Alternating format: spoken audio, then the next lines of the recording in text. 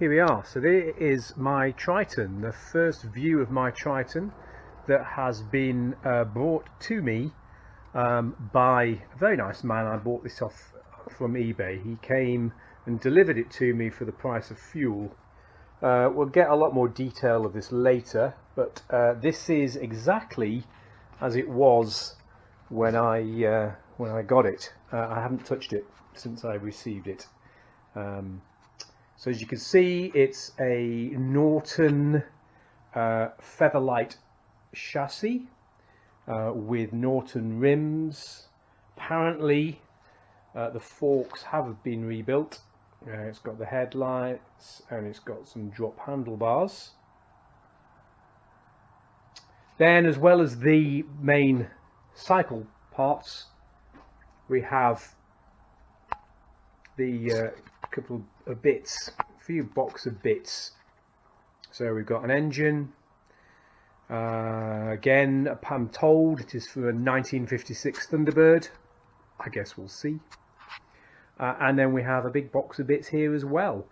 I'm going to lay all these out and I will get back to you and show you what I've got. So to be continued.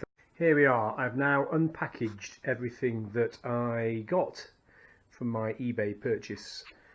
As I mentioned in my previous video, I am not currently an expert at all on Tritons, so a lot of this stuff I don't really know what it is yet. I hope that, well, that's my aim, is that I will become maybe not an expert, but at least knowledgeable on all of this stuff. But the learning of it is going to be fun. So let's start over here with what I've got. So I do know that these things here are adapter plates, which are required for the Triumph engine to fit into the feather bed frame. So there's two there. And then there's another two here, moved by this clutch. Just move the clutch out of the way so you can see these plates as well. Obviously, they have been used at some point by the looks of it. I was told that this engine and frame had never been together, but these have obviously been used. So they need a bit of love and a bit of polishing, but I'm sure we'll get them right. So we've got 4 plates. We've got 2 large casings here, both of which look to be in pretty good condition. There's a bit of a sort of breakage there. I don't know if you can see that. I'll have to see if that needs to be repaired or whether I can live with that. Something's happened here as well over the years, but overall this plate looks reasonable, so that's quite good. Then I've got another side plate casing here. This one is in very nice condition. Good, because obviously it does need to be on display, although I've just noticed it does look as though it's had some welding carried out there. Yes, it has. It's been fabricated there for some reason, who knows what. Anyhow, in good shape. Then some other parts which I can easily identify. We'll stick to the ones I can identify for now. So we have a brake, in quite good shape actually, a brake pedal and pivot. It seems to work, so that's good. And then here, a rear set and gear change. Again, not in so bad condition, although I don't like the looks of this thing here. This is a bit sort of ugly. Looks as though it's been done at some point, but probably can improve on that. Then buried here we have this what looks to be, to me, the rear brake rod, activating rod. It's all these little bits which actually makes me very excited about this project, because these are the sorts of things But when you're doing a project like this, if you haven't got them, it can take you forever to find them.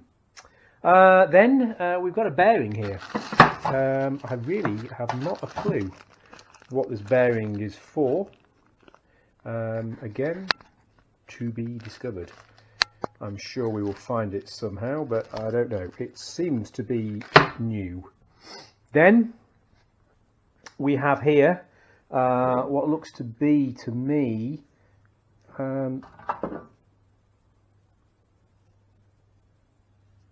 something very important. Don't know. I don't know what that is actually. It might well be the generator, rotavator, alternator. Yeah, it feels like an alternator.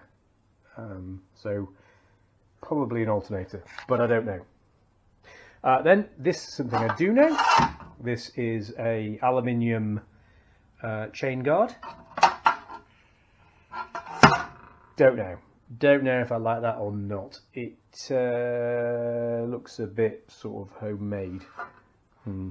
We'll see. The engine, well, I mentioned it's apparently off a 56 Thunderbird casing, so assume that's correct. No idea what condition it's in. That will be the future video will be all about the engine. I'm looking forward to that one. So moving on to the bits, we have a couple of Amal carburetors. They look as though they have been cleaned. Both of them, though, they are tight. So again, they are going to need quite a lot of stripping down and cleaning and doing all sorts of good things. Then, again, moving to stuff I know. So here we have a clutch. So this is a little clutch basket which will mount onto the engine, presumably. Don't really know what the condition of this is like. Let's have a quick look. See if we can see. Yeah, it looks as though I'm going to need, not surprisingly, to do something with these clutch mounts. That's cork. Wow. Okay. As I mentioned, and I will continue to mention, I am no expert on this, on these really old bikes. This was one of the reasons why I wanted to do it. I'm fascinated by all this proper engineering. So, clutch. A couple of downpipes I showed you before. Again, they seem to be in remarkably good condition. I would love to know more about the history of this bike and how all these bits came to be together, but I don't think I'll ever find that out.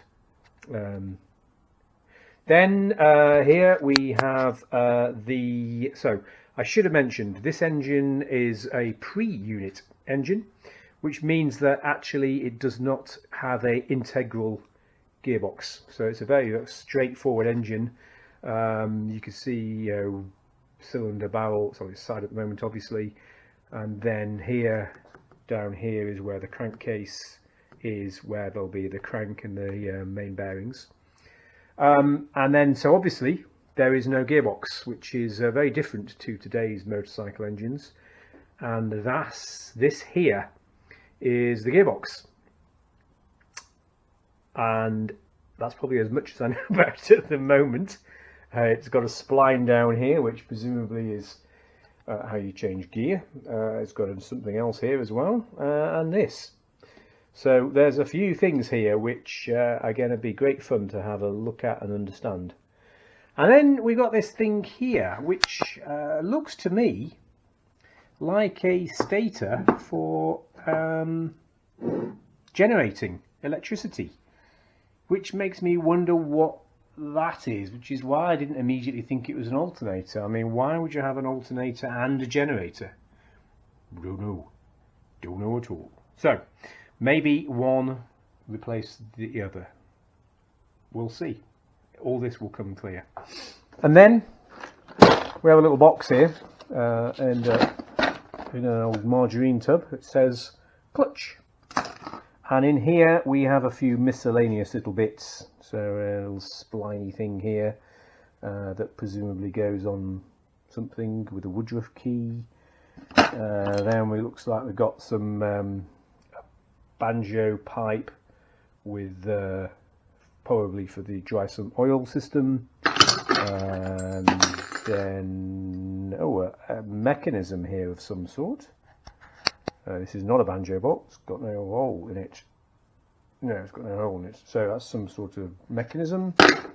And then these are obviously from the clutch. I mean, these will go in here. Like that. So, yeah, all very exciting stuff. So, all of this stuff is what came with a... Oh, sorry. And I should mention, very importantly, Allen key, stainless steel. We'll just pop it in there. No, we won't, because it doesn't feel like it's metric. So I'll leave that out. But anyway, with an Allen key as well, an Allen bolt as well, which is really very, very useful. So that, you know, this slot here and this rather interesting looking bike here is what I've got to start with. Let me just give you a little bit more about this frame. So it does have the headlight on, which is quite interesting. And apparently I'm told that the front fork legs have been replaced. I realise you can't see too well, my chair's in the way. Let me just do that. There we go. So here we got fork legs.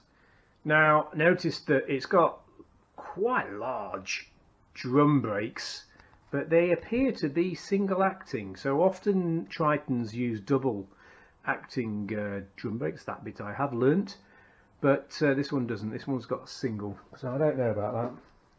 And also I don't really know about this hub either at the back,